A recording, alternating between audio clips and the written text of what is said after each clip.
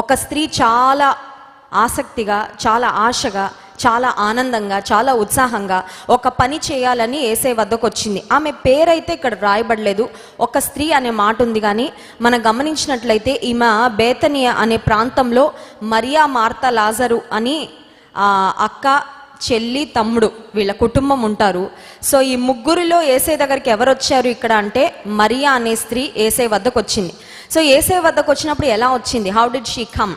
సిద్ధపడొచ్చిందా, సిద్ధపడకుండా వచ్చిందా, ఒట్టి చేతులతో వచ్చిందా, లేకపోతే ఏదైనా తీసుకొని వచ్చిందా అని ఆలోచిస్తే she came very well prepared.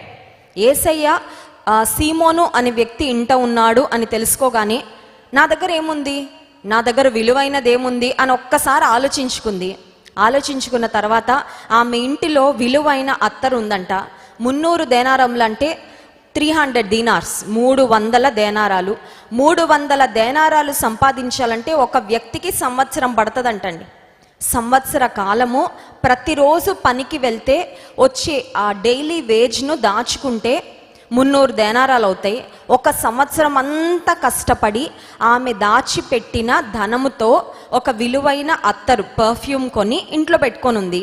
ఇప్పుడు యేసయ్య వచ్చారు అని తెలియగానే ఆ అత్తరు బుడ్డి తీసుకొని యేసయ్య దగ్గరకు ఆమె ఎంతో ఆసక్తితో వచ్చినట్లుగా మనం చూస్తున్నాం. రాగానే ఏం చేసింది? ఈ అత్తరును పగలగొట్టేసిందంట. పగలగొట్టి యేసయ్య తల మీద ఆ అత్తరును పోసింది. ఒక్కసారి మీరు ఆలోచించండి, నూతన నిబంధన గ్రంథంలో ఎంతోమంది పురుషులు కూడా యేసుప్రభుని కలిశారు, కానీ విలువైన అత్తరు తీసుకొచ్చి యేసయ్యను గణపరిచింది ప్రాముఖ్యంగా స్త్రీలే అని మనం చూస్తాం. హల్లెలూయా. అంటే స్త్రీలు యేసయ్యను చాలా ప్రేమించారు. యేసయ్య చేత ప్రశంసించబడిన వారిలో కూడా స్త్రీలు ఉన్నారు. Hallelujah. Jesus not only appreciated men who did marvellous things for him, but he also appreciated the women who did something remarkable for him.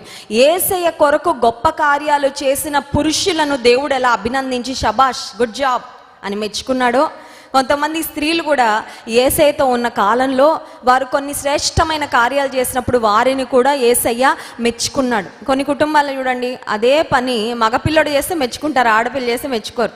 నువ్వు చేయాలమ్మా, మరి ఆడపిల్లవు కదా, నువ్వు పనులు చేయడానికే పుట్టావు అన్నట్లుగా కొంతమంది తల్లిదండ్రులు వారి పట్ల ఒక రకమైన ధోరణిని ప్రదర్శిస్తూ ఉంటారు. యేసయ్య అలా చేయలా. స్త్రీలు చేసిన, పురుషులు చేసిన, నా ఎడల చేశారు, అమూల్యమైన కార్యం చేశారు, కాబట్టి నేను ఖచ్చితంగా మెచ్చుకుంటాను. ఇప్పుడు ఈ మరియా విలువైన అత్తరు తీసుకొచ్చి, ఈ అత్తరు నేను పూసుకుంటా ఉంటే ఒక 10 సంవత్సరాలు పర్ఫ్యూమ్ కొట్టుకోవచ్చు. చూడండి, మన దగ్గర ఏదైనా ఒక వస్తువు ఉంటే మనదంటే ఒకలాగా వాడతాము, వేరే వాళ్ళదంటే ఒకలాగా వాడతాం కదా. వేరే వాళ్ళ పర్ఫ్యూమ్ బాటిల్ మీకు దొరికింది అనుకోండి, అది సగం కూడా ఖాళీ చేయడానికి రెడీ అయిపోతారు కొంతమంది. ఎందుకంటే వేరే వాళ్ళది కదండి, ఫ్రీగా దొరికింది కాబట్టి పైనుండి కింద దాకా కొట్టి కొట్టి కొట్టి కొట్టి ఇక్కడ నిలబడితే అక్కడికి రావాలన్నమాట పర్ఫ్యూమ్, అలా కొట్టేస్తారు. ఇప్పుడు అదే మన దగ్గర ఉన్న పర్ఫ్యూమ్ బాటిల్ అనుకోండి, అటొకసారి ఇటొకసారి చాలు ఇంకా, ఎందుకంటే చాలా కాలం వాడుకోవాలి, ఈ పర్ఫ్యూమ్ ఎక్కువ రోజులు ఉపయోగపడాలి. మనదంటే మనకుండే జాగ్రత్త ఒక రకంగా ఉంటుంది, ఇతరులదంటే మనకుండే జాగ్రత్త ఒక రకంగా. మన కొరకు మనం పెట్టుకునే వస్తువులు ఒక రకంగా ఉంటాయి, ఇతరుల కొరకు మనం ఇచ్చే వస్తువులు ఒక రకంగా ఉంటాయి. అవునా కదా? మనకు ఉపయోగపడనివి, మనకు పనికిరానివి, మనకు నచ్చనివి, మనకు సూట్ అవ్వనివి, అలాంటివి ఏమన్నా ఉంటే కొంతమంది ఇతరులకి చాలా ప్రేమగా ఇచ్చేస్తుండే, ఇదిగోండి తీసుకోండి తీసుకోండి తీసుకోండి అని. కానీ యాక్చువల్గా అవి అంత శ్రేష్టమైనవి ఏమి అయి ఉండవు. వీళ్ళకి ఏదో ఇష్టం లేనిదో, ఉపయోగం లేనిదో ఏదో ఉండుంటుంది, ఫ్రీగా వచ్చిందో అది పట్టుకెళ్ళి ఇదిగోండి మీకోసమే కొన్నాను గిఫ్ట్ అని చెప్పి ఇచ్చేస్తూ ఉంటారు. ఇప్పుడు ఈమె యేసయ్యకు ఆమెకు ఫ్రీగా వచ్చింది ఇవ్వలేదండి. ఇప్పుడు యేసయ్యకు ఉపయోగం లేనిది ఆమె ఇవ్వలేదు, చాలా విలువైనది. 1 సంవత్సరం అంతా కష్టపడి ఆమె సంపాదించిన డబ్బుతో, దేనారాలతో ఆమె కొన్న అత్తరు కొంచెం పర్ఫ్యూమ్ కొట్టట్లా యేసయ్యకు, ఆయన తల మీద పోసిందంట. అంటే ఈమెకు ఒక గ్రహింపు వచ్చింది, ఈ అత్తరు బుడ్డి కంటే నా యేసయ్య ఎంతో విలువైన వాడు అని. హల్లెలూయా. నీకున్న సంపద అంతా ఒక ప్రక్కన పెట్టి యేసయ్యను మరొక ప్రక్కన పెట్టి ఇది గొప్ప అది గొప్ప అని అడిగితే ఏం చెప్తారండి? కొంతమందికి ఇటే లాగుతూ ఉంటుంది మనసు, ఇదేనండి నా బీరువా అండి, నా లాకర్ అండి, నా ఆస్తండి, నా అదండి, ఇదండి అని చాలామంది తమకున్న సంపద అంతా ఒక వైపు పెడితే దీని వైపే వెళ్తూ ఉంటుంది హృదయం. కానీ ఈ మరియా ఒకటి గ్రహించుకుంది, అదేంటంటే నా ప్రభువును నేను ఎంత ప్రేమిస్తున్నానంటే ఈ లోకంలో అత్యంత విలువైన దానికంటే కూడా నా ప్రభు ఇంకా విలువైన వాడు. So I will show my love, I will express my love towards him. దేవుని పట్ల ప్రేమను గుండెల్లో కాదు పెట్టుకునేది, చూపించాలి అనుకుంది. హల్లెలూయా. ఇప్పుడు దేవుని ప్రజలు దేవుని పట్ల ప్రేమను లోపల పెట్టుకుంటే సరిపోదు, చూపించాలండి. హల్లెలూయా. దేవుడు కూడా పరలోకంలో కూర్చొని ప్రేమను మన పట్ల ఆయన హృదయంలో పెట్టుకొని అక్కడ ఉండిపోయారండి. కొంతమంది ఉంటారు, చాలా ప్రేమ ఉంటుందండి, చెప్పుకోవడం రాదండి, మాట్లాడడం రాదండి, చూపించడం రాదండి. అలాంటప్పుడు ఎందుకండి ప్రేమ? అలాంటప్పుడు ఆ ప్రేమ వల్ల ఉపయోగము ఏంటండి? అలాంటప్పుడు నీ మనసులో ఏముందో ఎదుటి వాళ్ళకి నీ మనసుని చదివే ఏదన్నా డివైస్ ఉంటుందా చెప్పండి? హార్ట్లో వెళ్తున్న హార్ట్ బీట్ని చదవడానికి ఈసీజీ ఉంది, కానీ హార్ట్లో ఉన్న ఫీలింగ్స్, హార్ట్లో ఉన్న ప్రేమను రీడ్ చేయడానికి ఏదైనా మెషిన్ ఉందండి? లోపలే ఉంటుందండి, బయటకు రాదంటే ఉందో లేదో ఎవరికి తెలుసండి. కుటుంబీకులు అందరూ అనుకుంటే మా నాన్నకి మేమంటే ప్రేమే ఉండదు, భార్య అనుకుంటే నా భర్తకి నేనంటే ప్రేమే ఉండదు, ఎందుకంటే ఎప్పుడు చూపించాడు కాబట్టి. ఆయన అనుకుంటూ ఉంటాడు చాలా ఉంటుంది కానీ మనకి బయట పెట్టడం రాదని ఆయన అనుకుంటూ ఉంటాడు. కానీ హృదయంలో ప్రేమ ఉన్నప్పుడు దాన్ని వ్యక్తపరచడం కూడా నేర్చుకోవాలి. You should have the art of expressing your love. ప్రేమను వ్యక్తపరిచే విధానం కూడా నేర్చుకోవాలి దేవుని బిడలంగా. ఎందుకంటే దేవుడు తన ప్రేమను మన ఎడల వెల్లడిపరిచాడు. మనం పాపులమై ఉండగా, బలహీనమై ఉండగా, శత్రువులమై ఉండగా ఆయన తన ప్రేమను వెల్లడిపరచి మన కొరకు చనిపోయారు. మరియ కూడా దేవుని పట్ల తన ప్రేమను వెల్లడిపరుస్తుంది. మలాకి గ్రంథం 1వ అధ్యాయము 14వ వచనంలో దేవాతి దేవుడు తన ప్రజలతో ఒక మాట మాట్లాడుతున్నారు చూడండి. మలాకి గ్రంథము 1వ అధ్యాయము 14వ వచనం, నేను ఘనమైన మహారాజునై యున్నాను, అన్యజనులలో నా నామము భయంకరమైనదిగా ఎంచబడుచున్నదని సైన్యములకు అధిపతియగు యెహోవా సెలవిచ్చుచున్నాడు. కాబట్టి తన మందలో మగది ఉండగా యెహోవాకు మ్రొక్కుబడి చేసి చెడిపోయిన దాన్ని అర్పించు వంచకుడు శాపగ్రస్తుడు. పాత నిబంధన గ్రంథంలో ప్రజలు ప్రాముఖ్యంగా దేవుని మందిరానికి వెళ్ళేటప్పుడు ఏదో ఒకటి బలి అర్పించడానికి తీసుకొని వెళ్తూ ఉండేవారు. అదొక జంతువైనా అయిండొచ్చు, ఒక పక్షి అయినా అయిండొచ్చు. సో దేవుని వారు ఎలా గణపరిచేవారంటే దేవుని సన్నిధిలో వారి పాపాలకు ప్రాయశ్చిత్తార్థంగా వారు చేసే బలి కార్యక్రమం ద్వారానే వారు జరిగిస్తూ ఉండేవారు. ఇప్పుడు యేసయ్య మన కొరకు సిలువ మీద బలి అయిన తర్వాత మనం కూడా జంతువుల్ని, పక్షుల్ని తీసుకొచ్చి మన పాపాల నిమిత్తం బలి ఇవ్వాల్సిన అవసరము లేదు. ఒకే ఒక్క బలిగా యేసయ్య వన్స్ ఫర్ ఆల్ అందరి పాపముల నిమిత్తము ఆయన ప్రాయశ్చిత్తం అయిపోయిన కారణం చేత ఇక బలుల కార్యక్రమాలకు, అర్పణల కార్యక్రమాలకు ఆయన అక్కడితో అంతాన్ని యేసుక్రీస్తు ప్రభువారు పలికారు.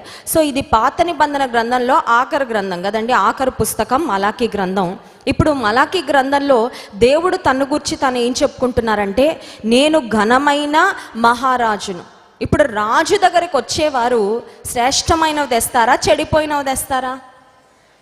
ఇంటికి గొప్పవారు వస్తుంటే మన దగ్గర లేకపోయినా కూడా అప్పు తీసుకొచ్చి మరీ వాళ్ళని గొప్పగా చూడాలండి. ఎందుకంటే మా దగ్గరకు వస్తున్న వాళ్ళు మామూలు వాళ్ళు కాదని ఘనమైన వారు వస్తే వారిని ఘనంగా మనం ట్రీట్ చేసి పంపిస్తాం. ఇప్పుడు దేవుని సన్నిధి కట్ట కొంతమంది దేవుడు ఘనమైన మహారాజు అని తెలిసి ఉండి కూడా దేవుని సన్నిధిలో ఏదో మ్రొక్కుబడి చేసుకొని వారి దగ్గర ఉన్న మందలో శ్రేష్టమైన మగవి గొర్రె పిల్లలో లేకపోతే వాట్ ఎవర్ వారి దగ్గర ఉన్నప్పటికీ చెడిపోయినవి మ్రొక్కుబడి చేసుకున్నందుకు ఏదో ఒకటి అర్పించాలి కాబట్టి ఒక గుంటిదో, ఒక గుడ్డిదో, ఒక స్కిన్ డిసీజ్ ఉన్నదో ఏదో ఒక జంతువుని తీసుకెళ్ళి అర్పించేద్దాం లేండని దేవుని దగ్గరికి తీసుకొస్తే అట వారు శాపగ్రస్తులు అవుతారంట. చాలాసార్లు కొంతమంది అనుకుంటారు ఏదో ఒకటి తీసుకెళ్ళడమే కావాలి కానండి, ఏం తీసుకెళ్తే ఏముందండి. ఒకసారి ఒక స్కూల్లో టీచరు పిల్లలందరికీ గివింగ్ గురించి నేర్పిద్దామని, ఇచ్చుట మంచిది, ఇవ్వడంలో ఆశీర్వాదం ఉంది, షేరింగ్ వారికి నేర్పించాలి, షేరింగ్ ఇస్ కేరింగ్ అని నేర్పించాలని స్టూడెంట్స్ అందరికీ చెప్పిందంట. రేపు పొద్దున స్కూల్కి వచ్చేటప్పుడు మీకు ఇష్టమైన గిఫ్ట్, చాక్లెట్ అవ్వనియండి, చిన్న బొమ్మ అవ్వనియండి, వాట్ ఎవర్ ఇట్ ఈస్, ఒక ప్యాకింగ్ చేసుకొని దాన్ని తీసుకురండి. రేపు మీరు అందరూ స్కూల్కి వచ్చిన తర్వాత మీరు తెచ్చిన గిఫ్ట్స్ అన్నీ నేను ఒక బాక్స్లో వేస్తాను, వాటన్నిటిని కలిపేస్తాను. ఇప్పుడు ఒక్కొక్కరు వెళ్ళి కళ్ళు మూసుకొని చేత్తో మీ చేతికి ఏది దొరికితే ఆ బొమ్మ తీసుకోవచ్చు. యూజువల్గా ఎవరు వేసిన బొమ్మ వారికి దొరకదు కదా, వేరే వాళ్ళది మనకు వస్తుంది. సో వేరే వాళ్ళ ప్రిపేర్ చేసి తీసుకొచ్చిన గిఫ్ట్స్ తీసుకున్నప్పుడు వీళ్ళకి ఆనందం కలుగుతుందని ఆ టీచరు అందరినీ గిఫ్ట్స్ తీసుకురమ్మంటే ఒకడు ఉన్నాడంట తుంటరోడు. వాడు అనుకున్నాడంట, మంచి గిఫ్ట్ ఎందుకు తీసుకెళ్ళాలి, ప్యాకింగ్ చేసి తీసుకెళ్తే మా టీచర్ చెక్కింగ్ చేయదు కదా అని ఒక రాయి ఉంటే రోడ్డు మీద ఆ రాయిని ఇంటికి తీసుకెళ్ళి చక్కగా మంచి కలర్ పేపర్లో ప్యాకింగ్ చేసేసి పట్టుకొచ్చేసాడండి. టీచర్ అందరు తెచ్చారా పిల్లలు గిఫ్ట్స్ అంటే తెచ్చామండి, అందరూ మీ గిఫ్ట్స్ తీసుకొచ్చి బాక్స్లో వేయండి అంటే వీడు కూడా సైలెంట్గా వేస్తాడు. వీడు అనుకుంటున్నాడు నా బండరా ఎవరో ఒకరికి వస్తుంది. అప్పుడు వాళ్ళు డిసప్పాయింట్ అవుతారు. వాళ్ళు తెచ్చిన చాక్లెట్టో బిస్కెట్ ప్యాకెట్టో టాయ్సో కారులో ఏదోటి నాకు వచ్చేస్తాయని వీడు ఎదురు చూస్తూ ఉన్నాడు. అందరు పిల్లలు వెళ్తున్నారు, చేయి పెడుతున్నారు, తీసుకుంటున్నారు, ఆనందంగా వెళ్ళి కూర్చుంటున్నారు. వీడి టర్న్ వచ్చింది. వీడు వెళ్ళేసరికి వీడు ఏ బండరా వేసాడో అదే ఉంది వీడి కోసం. సరే అని తీశాడు.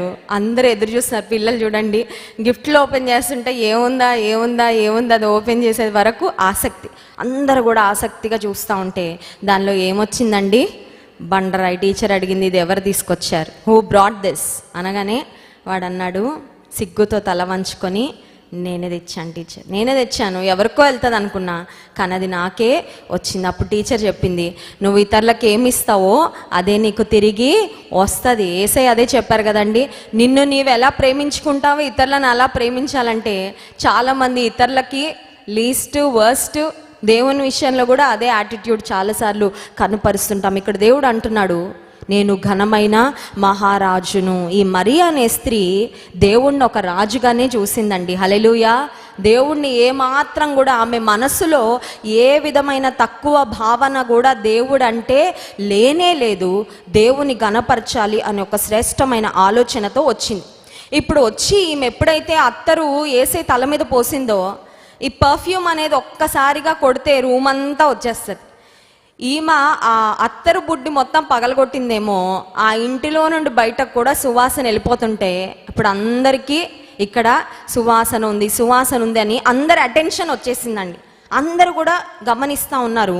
ఇప్పుడు కొంతమందట ఉచిత సలహాలు ఇచ్చేవారు, కొంతమంది సనిగేవారు బయలుదేరిపోయారు. చూడండి ఆ మాట 5వ వచనం, ఈ అత్తరు 300 దేనారముల కంటే ఎక్కువ వెల కమ్మి బీదలకి ఇయ్యవచ్చునని చెప్పి ఆమెను గూర్చి సణుగుకొనిరి. ఇప్పుడు ఒక ప్రశ్న అడుగుతాను, డబ్బులు ఎవరివి? వాళ్ళవండి, సనిగిన వాళ్ళవా మరియవా? ఎవరి కష్టం అది, ఎవరి ఇష్టం అది? ఆవిడ కష్టము, ఆవిడ ఇష్టం. ఇప్పుడు చుట్టూ ఉన్న వాళ్ళు ఏం చేస్తున్నారంటే ఉచిత సలహాలు, మనకు కూడా బోల్డ్ అంతమంది తగులుతూ ఉంటారు జీవితంలో. ఉచిత సలహాలు తీసుకోవడం మొదలు పెడితే నువ్వు ఎప్పుడు కూర్చోవాలో ఎప్పుడు నించోవాలో కూడా వాళ్ళే చెప్పేస్తారు. అర్థమైందండి? Don't be too controlled by the people around you. కొంతమంది ఉంటారు ప్రతిదీ నియంత్రించాలనుకుంటారు.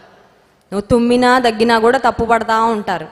అలాంటి వారి నియంత్రణలోకి పరిపూర్ణంగా వెళ్ళిపోయావంటే లెట్ మీ టెల్ యూ, దేవుని నియంత్రణలో నుండి తప్పిపోతాం. ఫస్ట్ థింగ్, దేవుని మాటలు లెక్క చేయకుండా మనుషుల మాటల చేత మాత్రమే నియంత్రించబడుతూ ఉంటే లెట్ మీ టెల్ యూ, అది ఒక జైలు జీవితం కంటే భయంకరమైన బందికాన అయిపోద్దండి. నాకు తెలుసు కొంతమంది కోడళ్ళు నా దగ్గరకు వచ్చి చెప్తా ఉంటారు, అక్క మా అత్తగారు నన్ను పెట్టే టార్చర్ మామూలుగా ఏ పని చేసినా తప్పు పడుతుంది. కూర్చున్నా తప్పే, నించున్నా తప్పే, లేచినా తప్పే, వంట చేసినా తప్పే, ప్రతి దానిలో షీ ఫైండ్స్ మిస్టేక్. ప్రతి దానిలో ఇలాగే ఉండాలి, ఇలాగే చేయాలి. నా వల్ల కావట్లేదు. కొంతమంది భార్యలు బాధపడుతూ ఉంటారు, నా భర్త అండి. కొంతమంది భర్తలు బాధపడుతూ ఉంటారు, నా భార్య అండి. ఆమెకి ఇష్టం లేకుండా నేను ఏదైనా చిన్న పని చేయడానికి కూడా నాకు స్వాతంత్రము, ఈమెను పెళ్లి చేసుకున్నాక నేను ఒక బందికానలోకి వెళ్ళిపోయినట్లుందండి నా పరిస్థితి అని బాధపడేవారు ఉన్నారండి. పిల్లలను నియంత్రించాలి, పిల్లలను గమనించాలి, పిల్లలను క్రమశిక్షణ చేయాలి. అట్లా అని కొంతమంది తల్లిదండ్రులు పిల్లల్ని కంప్లీట్గా రోబోట్లా చేసి పడేస్తారండి. వాళ్ళకి ఏ చిన్న విషయంలో కూడా వారిని ఆలోచించుకోవడానికి అవకాశం కూడా ఇవ్వరు. ప్రతిదానికి నియంత్రిస్తూ ఉంటే ఆ పిల్లలకి కాన్ఫిడెన్స్ ఎలా బిల్డ్ అవుతుంది? ఆ పిల్లలు ఎలా నేర్చుకుంటారు విషయాలు? కొన్నిసార్లు పొరపాట్లు చేయనివ్వాలి, ఆ తర్వాత దే విల్ లెర్న్. ఇప్పుడు మరియ చుట్టూ కొంతమంది సమూహము చేరారు. ఈ సమూహం అంటున్నారు, సలహాలు ఇస్తున్నారు. నీకు ఫైనాన్షియల్ మేనేజ్మెంట్ తెలీదా మరియా? నువ్వు దీన్ని ఇక్కడ అమ్మచ్చు కదా, అక్కడ అమ్మచ్చు కదా, 300 దేనారములు 300 దేనార్స్ నీకు డబ్బులు వస్తాయి కదా, వాటిని ఏదో దగ్గర అక్కడ పెట్టచ్చు కదా, ఇక్కడ పెట్టచ్చు కదా, సలహాలు ఇస్తూ. And on top of that they started grumbling, సనుక్కున్నారు. ఈమెను గురించి వాళ్ళు సనుక్కోవాల్సిన అవసరం ఏంటండి? కానీ that's how the society is. సమాజం అలాంటిదే. వాళ్ళకి మన జీవితంతో ఎలాంటి సంబంధం లేనప్పటికీ మనం గట్టిగా పాటలు పాడి ఆరాధించుకున్నా కొంతమంది సనుగుతూ ఉంటారు, అవునా కదా? చర్చిల్లో కొన్నిసార్లు మైకులు పెట్టి ప్రార్థన కొంచెం గట్టిగా వినపడినా సనిగేవారు ఉంటారండి. అలాగని సినిమా పాటలు వినపడితే ఏ సనుగుడు ఉండదు, ఏ పిచ్చి పిచ్చి కేకలు రోడ్డు మీద వినపడితే ఏ సనుగుడు ఉండదు. కానీ దేవుని కార్యాలు అనేసరికి సనుగుతూ ఉంటారు. ఇప్పుడు వారు సనుగుతున్నారని మనం చేసే పనులు మానుకున్నాం అనుకోండి, ఆశీర్వాదాలన్నీ మనమే కోల్పోతాం. సనిగే వారిని సనగనివ్వండి, గొణిగే వారిని గొనగనివ్వండి, సలహాలు ఇచ్చేవారిని సలహాలు ఇవ్వనివ్వండి. మనమైతే ఒకటే నేర్చుకోవాలి, నా ప్రభుకి ఇష్టమైనది, నా ప్రభువును గణపరిచేది నేను చేస్తాను అని. హల్లెలూయా. ఇప్పుడు యేసయ్య చెప్పిన మాట 6వ వచనం, అందుకు యేసు ఇట్లా నేను ఈమె జోలికి పోకుడి, ఈమెను ఎందుకు తొందర పెట్టుచున్నారు, ఈమె నా ఎడల మంచి కార్యం చేశాను. హల్లెలూయా. యేసయ్య యొక్క సర్టిఫికేట్ ఇచ్చేసాడండి, ఈమెకి మంచి పని చేసిందయ్యా, మీరెందుకు సనుగుతున్నారు? This is the second time that Jesus is appreciating Mary. మరియను యేసయ్య మెచ్చుకుంటున్న రెండో సందర్భం. ఇంకొకసారి కూడా మెచ్చుకున్నారు. చూడండి, లూకాసు వార్త 10వ అధ్యాయంలో 38వ వచనం నుండి మనం చదివినట్లయితే, మరియా మార్త లాజరు ఇంటికి యేసయ్య వెళ్ళినప్పుడు, లూకాసు వార్త 10వ అధ్యాయము 38వ వచనం నుండి, అంతటా వారు ప్రయాణమైపోవచ్చుండగా ఆయన ఒక గ్రామంలో ప్రవేశించెను. మార్తను ఒక స్త్రీ ఆయనను తన ఇంట చేర్చుకొనెను. ఆమెకు మరియాను సహోదరి ఉండెను. ఈమె యేసు పాదముల యొద్ద కూర్చుండి ఆయన బోధ వినుచుండెను. మార్త విస్తారమైన పని పెట్టుకొనుట చేత తొందరపడి ఆయన యొద్దకు వచ్చి, ప్రభువా, నేను ఒంటరిగా పనిచేయుటకు నా సహోదరి నన్ను విడిచిపెట్టినందుకు నీకు చింత లేదా? నాకు సహాయము చేయమని ఆమెతో చెప్పుము అనేను. 42వ వచనం, మరియ ఉత్తమమైన దాన్ని ఏర్పరచుకొనెను, అది ఆమె యొద్ద నుండి తీసివేయబడదని ఆమెతో చెప్పెను. Hallelujah. Mary kept making the best choices in life. Mariya యేసయ్యని ఎంత ప్రేమించేదంటే, యేసయ్య వాళ్ళ ఇంటికి వచ్చిన బెస్ట్ థింగే చేసింది, ఆయన పాదాల దగ్గర కూర్చుంది. మరియా యేసయ్యకి ఏమని ఇవ్వాలనుకున్న ద బెస్ట్ థింగ్ తీసుకువెళ్ళి ఇచ్చింది. ఇప్పుడు బెస్ట్ అంతా దేవుని పట్ల ఎందుకు చేయగలుగుతుందంటే, because of her love for the Lord. దేవుని ప్రేమిస్తూ సాగిపోతే శ్రేష్టమైన విధానంలోనే దేవుని పట్ల మనం ప్రవర్తించడానికి దేవుడు కృప అనుగ్రహిస్తాడండి. ఒక ఆలోచన, మరియే ఎందుకు బెస్ట్ థింగ్స్ చూస్ చేసుకుంటా వచ్చింది? Why not somebody else? మరియనే ఎందుకు యేసయ్య మెచ్చుకుంటా వచ్చారంటే, మరియ యేసయ్యని ఎక్కువగా ప్రేమించింది కాబట్టి. మనం కూడా అనుదినము ఒక ప్రార్థన చేసుకోవాలి. అదేంటో తెలుసా అండి? Lord, give me the heart, give me the mind to choose the best things. శ్రేష్టమైన వాటిని ఎంపిక చేసుకునే హృదయము నాకు ఇవ్వు ప్రభా. ఒకసారి ఒక షాప్కి వెళ్ళాము. షాప్కి వెళ్ళిన తర్వాత అక్కడికి మన చర్చ్ మెంబర్స్ ఒకరు వచ్చి, మేము మా కుమార్తె వివాహానికి షాపింగ్కి వచ్చామమ్మా అని చెప్పారు. షాపింగ్కి వచ్చారండి, అయిపోయిందా? అయిపోయిందమ్మా. చేతిలో బట్టలు ఉన్నాయండి. ఆ బట్టలన్నీ షాపింగ్ చేశారు, బిల్లింగ్ దగ్గరికి వెళ్తున్నారు. అన్నీ పాత బట్టల్లాగా ఉన్నాయి అవి. నాకైతే అలా అనిపించే. అవి కూడా కొత్త బట్టలే, అవి కూడా ఖరీదు పెట్ట కొంటున్నారు, కానీ సెలెక్షన్ బాగాలేదు. సింపుల్గా చెప్పాలంటే they've selected the wrong items. పోనీ అక్కడ మంచివి లేవా అంటే చాలా ఉన్నాయి, మంచివి ఉన్నాయి, కానీ ఎందుకో ఎంపిక చేసుకునే విధానంలో కొంతమందికి తెలియదండి చాయిస్. ఎంపిక చేసుకునేటప్పుడు చెత్త విషయాలు కొంతమంది వారి గురించి చెప్పట్లేదు. ఒక అమ్మాయిని ఒక తల్లిదండ్రులు నా దగ్గర తీసుకొచ్చారు, మా అమ్మాయికి కౌన్సిలింగ్ ఇవ్వండి అమ్మా అని. ఏంటమ్మా నీ సంగతి అంటే, 10th క్లాస్ చదువుతున్నానక్క, ఒక అబ్బాయిని ప్రేమించాను. ప్రేమించావమ్మా? ఏం చేస్తున్నాడమ్మా? చాలా పెద్ద ఉద్యోగం చేస్తున్నాడు ఆ అబ్బాయి. ఈ మున్సిపాలిటీలో కాలువలు క్లీన్ చేస్తారు కదా, ఆ పని చేస్తాడంట. ఏం చేస్తాడండి అబ్బాయి? నేను ఎగ్జాజరేట్ చేసి చెప్పట్లేదండి, యథార్థంగా చెప్తున్నా. ఆ తల్లి ఏడుస్తుంది. ఎంపిక అయితే చేసుకుందమ్మా, చెత్త ఎంపిక చేసుకుంది మా అమ్మాయి. చెత్త కాలువల్లో ఇన్ఫెక్షన్లు వచ్చే ఆ పరిస్థితుల్లో ఉద్యోగం చేసే వ్యక్తి ఉంటాడు కదా, అతన్ని ఎంపిక చేసుకుంది. ఇంకా పెళ్లి చేసుకునే వయసు కూడా కాదు, చదువు కూడా అవ్వలేదమ్మా, తన కాళ్ళ మీద తను నిలబడలేదు. ఆ అబ్బాయికి లేని అక్రమ సంబంధం లేదంట, అయినా వాడే కావాలంటుంది. నిన్న షాపింగ్ చేసిన వారి గురించి కాదు చెప్తుంది, ఈ అమ్మాయి గురించి చెప్తున్నా. చెత్త ఎంపిక, అర్థమవుతుందండి? చెత్త ఎంపికలు ఎవరు చేసుకుంటారంటే జ్ఞానం లేని వాళ్ళు చేసుకుంటారు. తను అనుకుంటుంది ఐ చోజన్ ద బెస్ట్ అనుకుంటుంది. తన దృష్టిలో ఏమనిపిస్తుంది, చాలా మంచి అబ్బాయిని ఎంపిక చేసుకున్నా అనుకుంటుంది. కానీ ఒక్కసారి బయటకు వచ్చి ఆలోచిస్తే మనందరికీ ఎవరమైనా చెప్పగలి, ఏంటమ్మా అట్లాంటి అబ్బాయిని ఎంచుకుంటావా, అక్రమ సంబంధాలు ఉన్న అబ్బాయిని ఎంచుకుంటావా, ఒక సరైన ఉద్యోగం కూడా లేని అబ్బాయిని ఎంచుకుంటావా అని మనం చెప్తాం. కానీ ఆ అమ్మాయికి అనిపిస్తుంది, నేను ఎంత మంచి ఎంపిక చేసుకున్నానో, నా మంచి ఎంపికను మా అమ్మ నాన్న నాకు దూరం చేస్తున్నారు అని అమ్మాయి అనుకుంటుంది. మంచి ఎంపికలు చేసుకోవడం చాలా ముఖ్యం. మనం చేసుకునే ఎంపికలను బట్టే మన జీవితము, మన భవిష్యత్తు ఆధారపడి ఉంటుంది. ఇప్పుడు మంచి ఎంపికలు ఎలా చేసుకోవాలండి? సెలక్షన్ ఎవరు చెప్తారు మనకి, చెప్పండి. ఇప్పుడు బట్టల షాపింగ్కి వెళ్తే మంచి సెలక్షన్, మంచి టేస్ట్ ఉన్న వాళ్ళని తీసుకెళ్తే వాళ్ళు ఇది బాగుంటుంది, అది బాగుంటుంది, ఇది సూట్ అవుతుంది, అది సూట్ అవుతుంది సలహాలు ఇస్తారు. అన్ని విషయాలలో నీ ప్రక్కనే ఉండి నిన్ను నడిపించి జ్ఞానం ఇవ్వగలిగిన వారు ఈ ప్రపంచంలో ఎవరున్నారు, ఎవరు ఉంటారు? ఎవరు ఉండరు. మరి ఎవరు నడిపిస్తారంటే ప్రతి విషయంలో నేను ఎక్కడ ఏ ఎంపిక చేసుకోవాలి, ఏ కాలేజ్, ఏ కోర్స్, ఏ జాబ్, ఏ ప్రాంతం, ఎక్కడ ఇన్వెస్ట్మెంట్, భౌతికపరమైన విషయాలలో మనం చేసుకునే ఎంపికలలో జ్ఞానము కావాలి. ఆత్మీయ సంబంధంగా, ఆత్మీయ జీవితం విషయంలో మనం చేసుకునే ఎంపికలలో కూడా మనకి జ్ఞానము కావాలి. మరియకి ఎవరిచ్చారు దేవుడు, ఎవరిచ్చారు జ్ఞానము? She is blessed. మరియ ఆశీర్వదించబడిన స్త్రీ అండి. ఎందుకు తెలుసా? జీవితంలో మంచి ఎంపికలు చేసుకుంటుంది, ప్రభు చేత మెప్పు పొందుకుంటుంది. ఇంకా అంతకన్నా ఏం కావాలి జీవితానికి?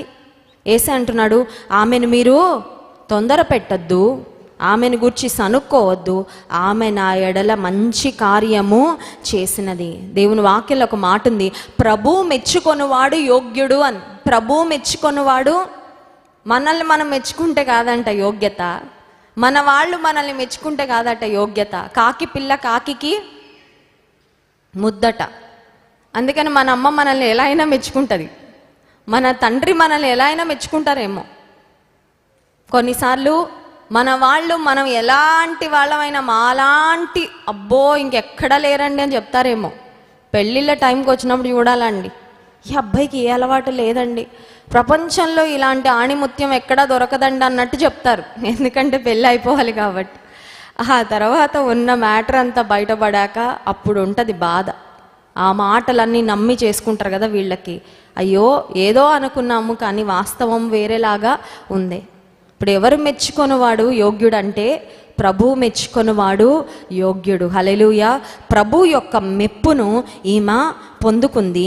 ఇంకొక మాట చూడండి, 7వ వచనం, బీదలు ఎల్లప్పుడూ, మార్కు సువార్త 14వ అధ్యాయం 7వ వచనం, బీదలు ఎల్లప్పుడూ మీతోనే ఉన్నారు, మీకు ఇష్టమైనప్పుడెల్లా వారికి మేలు చేయవచ్చును, నేను ఎల్లప్పుడూ మీతో ఉండను. ఈమె తన శక్తి కొలది చేసి నా భూస్థాపన నిమిత్తము నా శరీరమును ముందుగా అభిషేకించెను. ఈ అభిషేకించనన్న మాట చూస్తే చాలా ఆశ్చర్యం అండి. దేవుడు అభిషిక్తుడు, క్రీస్తు అన్న మాటకు అర్థం ఏంటి? అభిషిక్తుడు. అభిషిక్తుడిని ఈవిడెళ్ళి అభిషేకించిందంట. అభిషిక్తుడైన యేసయ్యను ఒక మనిషి వెళ్ళి అభిషేకించడం ఏంటండి? ఆ కృప ఎవరికి ఇచ్చారంటే దేవుడు స్త్రీలకే ఇచ్చారు. హల్లెలూయా. పురుషులు వెళ్ళి అభిషేకించిన వాళ్ళు లేరండి యేసయ్య జీవించిన కాలం. ఒక స్త్రీ వెళ్ళి, ఆఫ్టర్ ఆల్ కొంతమంది చూడండి అంటా ఉండి, ఏం చేస్తావు ఆఫ్టర్ ఆల్, ఏం చేయలేవు నువ్వు, వేస్ట్ నీ జీవితము. కొంతమంది అదే ఆలోచన తిరుగుతూ ఉంటాయి. ఎవరైనా ఒక్కరు అన్నారనుకోండి నువ్వు వేస్ట్ అని, నేను వేస్ట్, నేను వేస్ట్, నేను వేస్ట్, వాళ్ళు ఒక్కసారి అని వదిలేస్తారు. కానీ వీళ్ళ చెవుల్లో మాత్రం 100 సార్లు ఆ మాటలు జ్ఞాపకం చేసుకొని బాధపడి, కుమిలిపోయి, దుఃఖపడి, నీరసించిపోతూ ఉంటారు. మరియా ద బెస్ట్ థింగ్ యేసే కొరకు అభిషిక్తుని అభిషేకించిన దైవికమైన స్త్రీ మరియా. హల్లెలూయా. ఇప్పుడు యేసయ్య ఆమెను అంటున్నారు 9వ వచనంలో, సర్వలోకములో ఎక్కడ ఈ సువార్త ప్రకటింపబడునో అక్కడ ఈమె చేసినదయు జ్ఞాపకార్థముగా ప్రశంసించబడునని మీతో నిశ్చయముగా. ఈమెకి ఈరోజే కాదు అప్రిసియేషన్, ఈమె పొగడబడుతూనే ఉంటుంది. ఇప్పుడు ఈరోజు నేను పొగిడానండి, ఆమె పరలోకంలో ఉంది మరియ, కానీ ఈరోజు నేను పొగిడాను. ఇవాళ ఎంతమంది వాక్యం చెప్తున్నారు ఉపవాస ప్రార్థనలో నాకు తెలీదు. ప్రపంచంలో ఎన్ని మందిరాల్లో మరియ గురించి చెప్తున్నారు తెలీదు, పొగుడుతూనే ఉన్నారు. ఆమె గురించి చదివిన వారు, ఆమె గురించి ధ్యానం చేసిన వారు, ఆమె జీవితాన్ని మనం చదువుకున్నప్పుడల్లా ఆమె ప్రశంసను పొందుకుంటూనే. అంత ప్రశంస ఎలా వచ్చిందంటే, లోకం కొరకు ఒక కార్యం చేసుంటే ఆమెకు ప్రశంస వచ్చేది కాదు, దేవుని కొరకు కార్యం చేసింది కాబట్టి ప్రశంస పొందుకుంది. హల్లెలూయా. మన కొరకు మనం ఏమన్నా చేసుకుంటే దానికి రాదు ప్రశంస, దేవుని కొరకు ఏమన్నా చేస్తే దానికి వస్తుంది ప్రశంస. హల్లెలూయా. అపవాది అంటాడు, నీ కొరకు నువ్వు చేసుకో, దేవుని కొరకు వద్దులే, నీ కొరకు నీ వాళ్ళ కొరకు చేసుకో, దేవుని కొరకు వద్దు అంటాడు. The devil will always show some other alternatives. దేవునికి ఇచ్చే విషయం అని చెప్పట్లేదు. ఇప్పుడు ఇక్కడికి రాకముందు కూడా మీలో కూడా కొంతమందికి మనసులో ఒక సంఘర్షణ నడుచుంటుంది. అక్కడికి వెళ్ళాలా, ఇంట్లో కూర్చోవచ్చు కదా, లేకపోతే పలానా పని ఉంది కదా అక్కడికి వెళ్ళిపోవచ్చు కదా, పలానా కార్యం చేయొచ్చు కదా అని అపవాది మనకి ఆప్షన్స్ చాలా చూపించేస్తూ ఉంటాడు. అవునా కదా? ABCD 4 ఆప్షన్లు వచ్చేస్తాయి. దేవుని మందిరానికి వెళ్ళాలన్నా, వాక్యం చదవాలన్న, ఉదయం లేచి వాక్యం చదవాలంటే ఒక పక్కన న్యూస్ పేపర్ తీసుకొచ్చేస్తాడు అపవాది, మరొక ప్రక్కన టీవీ ఛానల్ తీసుకొచ్చేస్తాడు, మరొక ప్రక్కన ఇంకేదో పని గుర్తొస్తుంది, ఫోన్ రింగ్ అవుతూ ఉంటుంది. ఇప్పుడు ఇది చదవాలా లేకపోతే వీటిలో ఏదో ఒకటి చేయాలా? ఎంపికలు, ఆల్టర్నేటివ్స్. ప్రతిసారి మన ముందు ఆల్టర్నేటివ్స్ ఉంటాయి, కానీ ఇందాక నేను ఒక మాట చెప్పాను, మరియకు ఉత్తమమైన వాటిని ఎంపిక చేసుకునే కృప దేవుడు ఇచ్చాడు. ఇప్పుడు అనుదిన జీవితంలో ఒక బెస్ట్ లైఫ్గా మన లైఫ్ ఎప్పుడు బిల్డ్ అవుతుందండి? ఒక శ్రేష్టమైన జీవితంగా మన జీవితం ఎప్పుడు బిల్డ్ అవుతుంది? ఇప్పుడు ఒక హెల్దీ బాడీ కావాలంటే ఒక్కరోజు హెల్దీ ఫుడ్ తింటే హెల్దీ బాడీ అయిపోతుందా చెప్పండి? ప్రతిరోజు జంక్ ఫుడ్ తినేసి, ప్రతిరోజు హానికరమైన ఆహార పదార్థాలు తినేసి ఒక్కరోజు హెల్దీ ఫుడ్ తిని నేను హెల్దీగా ఉంటాను అనుకుంటే అవుతుందా? హెల్దీ బాడీ ఎప్పుడు వస్తుందంటే ఎవ్రీ డే హెల్దీ చాయిసెస్ చేస్తూ ఉండాలి. ప్రతి పూట ప్రతి దినము హెల్దీగా తింటూ ఉంటే, ఆ కన్సిస్టెన్సీ ఉంటే హెల్దీ బాడీ. ఇప్పుడు ఆత్మీయంగా ఎప్పుడు హెల్దీగా ఉంటాం? ఆత్మీయంగా ఆరోగ్యకరంగా బలంగా ఎప్పుడు ఉంటాం? How can we be spiritually strong? ప్రతిరోజు మనం చేసే చాయిసెస్లో లోకం వస్తూ ఉంటుంది, మన మనసు ఒకటి చెప్తా ఉంటుంది, అవన్నీ ప్రక్కకు దోసేస్తా.